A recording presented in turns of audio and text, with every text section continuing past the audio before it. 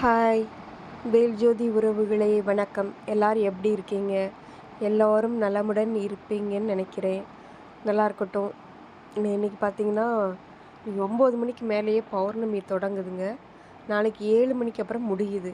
அதனால் மேக்ஸிமம் கிரிவலம் போகிறவங்க நாளைக்கு மார்னிங்காவது நாளைக்கு ஈவினிங்காவது சீக்கிரம் போயிட்டு வந்துடுங்க. நாளைக்கு விசேஷமானது. காலையில் அன்னாபிஷேகம் பார்க்க போகணும் கோயிலுக்கு. அப்புறம் வந்து ஒரு சில கோயிலில் காலையில் பண்ணுவாங்க, ஒரு சில ஈவினிங் பண்ணுவாங்க. அது அன்னாபிஷேகம் போய் பாருங்கள். பச்சரிசி சாதத்தில் கொஞ்சம் மூளை தயிர் கலந்து வைங்க, ரொம்ப விசேஷமானது.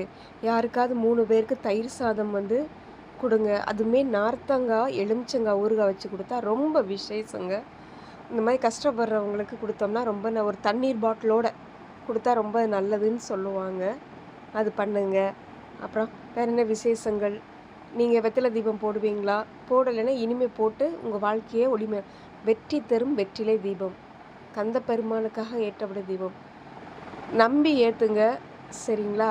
உடனே பலன் கிடைக்காது. சோதிப்பார்ல, சோதித்த பிறகு தான் உங்களுக்கு நல்லது நடக்கும்.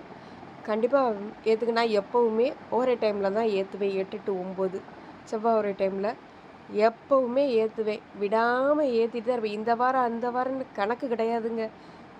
இந்த செவ்வாய் வந்தால் நான் ஏற்றிடுவேன். இத்தனை வாரத்தில் ஏற்றுவேன், எனக்கு கொடு அப்படிலாம் நான் கேட்க மாட்டேன்.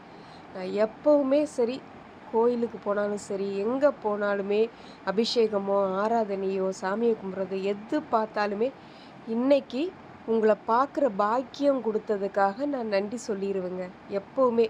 ஏன்னா அவங்க இல்லைன்னா நம்மளால் போக முடியுமா? இந்த சஷ்டி ஒவ்வொரு தடவையும் நான் சஷ்டி விரதம் இருக்கும்போதெல்லாம் எனக்கு தடங்கள் வரும். ஏதாவது ஒன்று ஆயிருங்க. ஆனால் இந்த தடவை ஒரு துளி கூட எனக்கு தடங்கள் இல்லைங்க.